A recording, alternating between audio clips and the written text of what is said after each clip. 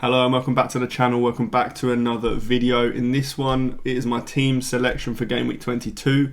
So we'll have a quick run through of how I've gotten into Game Week 21 and then have a look at my team for Game Week 22 and my future plans, and also a little bit of a chat about Jackson and Chris Wood, I think, as well. So to start with, 85 points for me this week, 658k Game Week rank, meant that I moved from 102k to 59k. So all in all, a very, very good week. For Brighton managed to keep a clean sheet, which is a bit of a collector's item at the moment. They have been poor, Brighton, but that is a very, very nice clean sheet. Ipswich away was a good fixture, but I just wasn't expecting much at all, as I often don't from my cheap goalkeepers.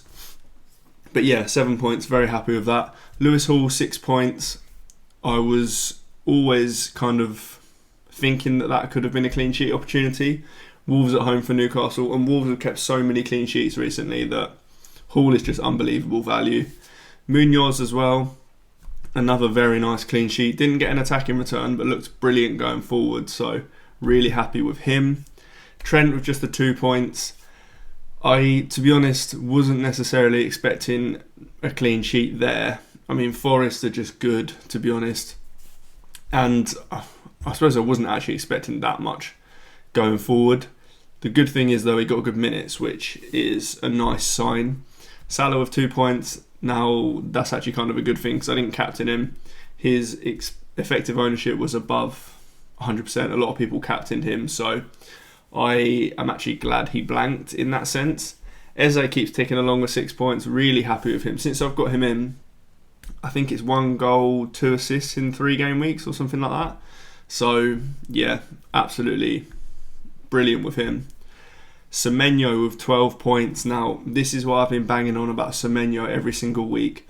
Weirdly, this week, usually it's the case where he puts up really good underlying numbers and doesn't return. This week, his underlying numbers were awful, and he's come away with a 12-pointer. But I'm really glad I didn't sell him. I was never planning on selling him, if I'm honest.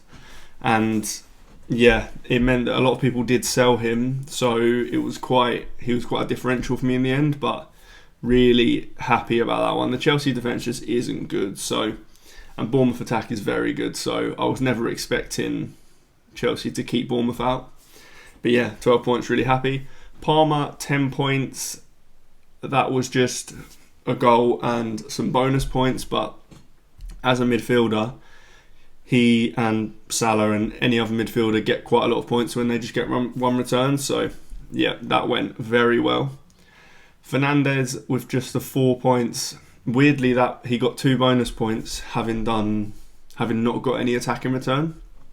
So Southampton at home was the fixture that I got him in for, so it's not ideal that he didn't get a return, but it is what it is. And Mbeumo didn't get any points either, so it's not like I massively lost out from it anyway. Jackson with 4 points, he did get an assist and a yellow card. I'm fine with keeping him. I'll kind of talk about my thoughts on him in a bit, but I'm fine with him. And then Isak with 16 points. I was never particularly considering Isak for captaincy, so I'm not too annoyed that he outscored Palmer. I was never considering him for captaincy before the kind of injury doubts. So, again, like I say, I'm not too bothered that he got more points. 16 points was 2 goals, 1 assist. So you can see just how many more returns a forward has to get the points compared to like a Palmer who got 10 points from 1 goal. But yeah, Isak is just brilliant. Fabianski on the bench with 1 point. João Pedro on the bench with 1 point. So he came off early, and the reason I benched him is because there was some talk about him having an ankle injury, but he was fit enough to start. He did come off early though, so that was the correct decision to bench him. And then Castan with 0, Lewis with 0. Lewis didn't even play, but yeah, a very, very good week in Game Week 21. And let's now see how I'm set up for Game Week 22. Okay, I've got the defenders and goalkeepers on screen now for Game Week 22, and I've got some serious benching headaches. this week, it really isn't ideal. So the first one being Fabianski or Verbruggen. I've got Fabianski on screen and I probably will go with him. The only issue I've got, well, I say that, it's not the only issue I've got really, but either way, I'm going to have to play a goalkeeper that is playing against one of my attackers. So Verbruggen has Man United away, which means I'm playing Bruno Fernandes, so he will be playing against Verbruggen. Fabianski is playing Crystal Palace. Now, I've got Munoz currently on the bench, but I'll get onto him. I've also got Eze. So, either way, I'm playing an attacker against my goalkeeper. Now, defender-wise, I also don't really have any clue who to bench. So, Lewis Hall, I can't see myself benching him. Bournemouth at home is a brilliant fixture. Castan has Leicester away. Again, really good fixture. But he is one that I maybe could bench. Trent has Brentford away. This is, again, another difficult one because I kind of expect Brentford to score, really. But we know what Trent can do going forward. Munoz has West Ham away. Obviously, Munoz is one of the most attacking defenders there is. He is part of every single Palace attack, so I don't really want to bench him. Lewis is one that I'm actually kind of more comfortable benching. Ipswich away is obviously a really good fixture, but there's no guarantee he starts, so he probably is one that I'm not too worried about. So I've got Castan on the screen. Castan and Munoz really is a 50-50 at the moment, though. It could go down to the deadline. I'm really not sure where I'm going to land on it. I don't have a situation of Castan or Munoz playing against any of my attackers, which would help. However, Lewis Hall does play Bournemouth at home, and I'm likely playing Semenyo, so I do have that situation, but Hall isn't really one that I want to bench anyway, so it's tough. If you've got any thoughts on who you would bench out of these five, then let me know in the comments, because I'm struggling at the moment. But all of them are kind of pretty good. The chances are I will be selling Lewis next week, probably, to an Everton defender or a Liverpool defender, I think. But there's no point in doing that this week because I don't really know which defender I want. So I've got 4 free transfers, as you can see up in the corner. So I'll probably just roll to 5 transfers and then work it out next week who I want. But that is my goalkeepers and defenders. Now I've got my mids on screen now. So Salah has Brentford away. Pretty good fixture, to be honest. Brentford defence isn't all that. It is away, which makes it a little bit worse, but I'm kind of fine with it. Liverpool are just too good, really. So he's got the vice captaincy at the moment. Now, I'll talk about captaincy after I've talked about all the players, actually. Eze has West Ham at home. West Ham defence is bad, which makes me not want to play Fabianski, but I'm fine playing Eze, to be honest. Like I say, West Ham defence is just awful. And Eze is just at the heart of most things that Palace do well at the moment. And Palace are attacking pretty good. I mean, the likes of Munoz and Mitchell wide, and then Sarr and Eze behind Mateta, they're all fit now, and it all seems to be working quite well. So, very happy with him. Semenyo has Newcastle away. Now, I'm not 100% sure I'm going to start him. The player that I've got on my bench that isn't on there right now is João Pedro. Now, the problem I've got is that João Pedro's minutes aren't that easy to predict, but also, well, Semenyo's minutes are easy to predict. Also, João Pedro's on penalties, Semenyo isn't. But Semenyo and Bournemouth are just brilliant going forward. Brighton aren't at the moment. However, Bournemouth are playing a much better defence. Newcastle defence at home as well. That's a tough place to go. So I'm not sure where I'll land on that. But then Parma has Wolves at home. Unbelievable fixture. In the reverse fixture, this was the game where Chelsea won 4-0, I think. And I think Madueke scored a hat-trick. I think it was that game. I think it was Gameweek 2, maybe. At the moment, he's my captain. However, we've heard from Maresca, and he said that Parma hasn't yet trained, or he didn't train today being Friday.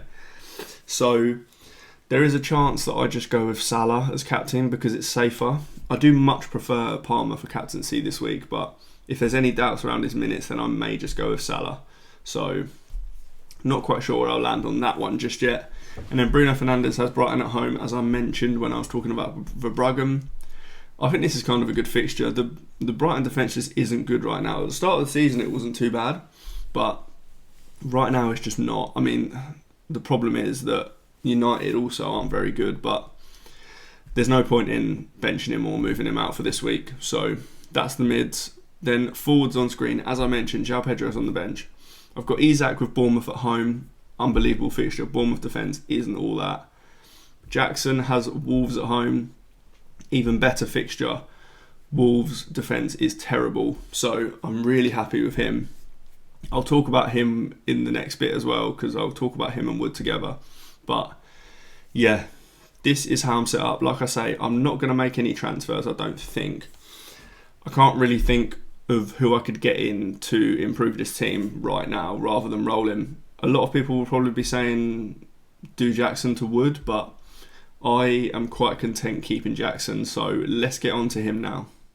Okay, so let's talk about Wood and Jackson. So a lot of people are rightly fed up with Jackson. He just cannot finish chances at all, and it's, to be honest, it has cost Chelsea quite a few games recently. Certainly cost them against Bournemouth. It cost them a couple of games ago as well. Can't remember who it was against. Maybe Palace. Not sure. But either way, it's not been good. So the only... a lot of people are calling for him to be benched, which I think is very, very silly, to be honest. I mean, I can't see Maresca actually benching him for starters. But secondly, his general play is very, very good. I mean, all you've got to do is watch what happened, or watch the build-up for Palmer's goal, the first goal against Bournemouth. Jackson's picked up the ball on the halfway line, facing his own goal with 3 Bournemouth players around him. He's managed to evade them somehow and then drive forward and play a ball through to Palmer, and he's one-on-one and he scored. Like, there's not many strikers that do that, firstly. So his general play is very, very good. His hold-up play and his link-up play with Palmer is unbelievable. Secondly, it's much, much harder to fix getting chances. So Jackson obviously gets a lot of chances. He gets more chances than most strikers in the league. It's much harder to fix getting chances than it is to fix finishing chances. Admittedly, it can be quite confidence-based, which is what we've seen with Chris Wood. I mean, since Nuno's come in, he's been an absolute joke. And we've seen, I mean, look at his numbers. So his XG is 7.17. He scored 13 goals from that. And his shots, he's barely taken that many shots. He scored 13 goals from 22 shots on target. That's an outrageous ratio. And I'm not saying that, like, Chris Wood is no good and you shouldn't be going anywhere near him. Of course you should. He is just the form guy at the moment, and he's got Southampton at home next, who their defence is just a mess. So yes, he's overperforming his XG, but you just ride it. I'm not saying you don't go with him. You definitely just buy him and ride it, of course. But I don't think Jackson's bad. I mean, they actually have the same amount of goal contributions. Jackson's got 9 goals, 5 assists, as you see up there, so 14, and Chris Wood's got 13 goals, 1 assist, so 14. Obviously, goals are worth more, blah, blah, blah. We understand that.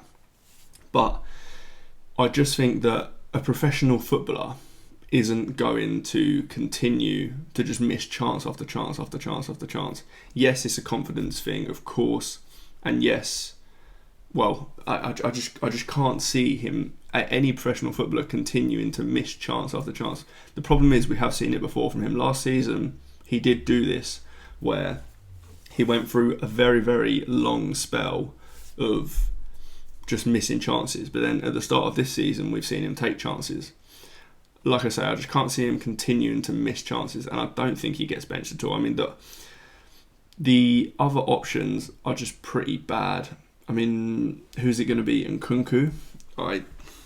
Maresca's actually said that he doesn't see him as a striker. If Chelsea buy a different striker in January, then it becomes more of a problem, of course. But Jackson is part of a Chelsea attack, which is one of the top 3 in the league. They create so much for the striker and other players Their fixtures are pretty good. Wolves at home, very, very good fixture. Man City away, not great. Then West Ham at home, very, very good fixture. So the fixtures are there. I would be surprised if he doesn't get back into the goals very soon. But I do understand why many people are frustrated with him and want to move him on to someone who is in ridiculous form, like Chris Wood, and has Southampton at home. That's undeniable. But yeah, that's all for this one. Thank you for watching. If you liked the video, do hit like, do subscribe, and I will see you in the next one.